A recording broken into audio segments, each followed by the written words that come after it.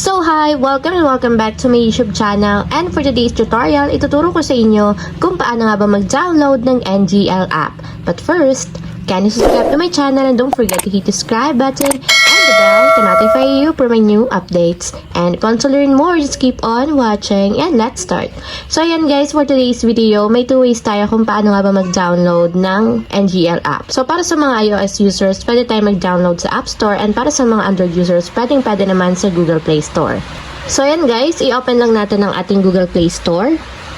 And then, pagka-open guys, mula dito sa ating Google Play Store, pumunta lang tayo or itap lang natin yung search bar.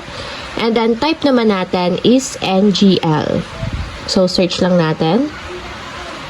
And then, pagka-search guys, ganito yung itsura ng logo niya. NGL yung nakasulat. So, ask me anything. So, kung makikita nyo naman, 4.4 yung ratings niya. Meron siyang 62 megabytes ang file size.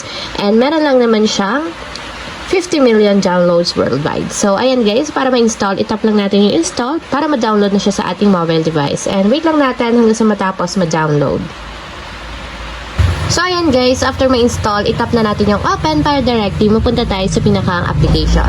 So, ayan guys, kung wala pa nga pala kayong account sa NGL, meron ako ilalagay na link sa description box and nakalagay doon kung paano nga ba mag-sign up, mag-register, or gumawa ng account sa NGL app.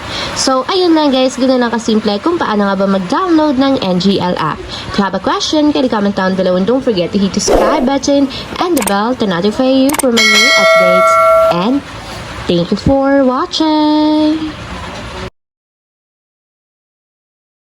Living life, every day, late at night, not okay.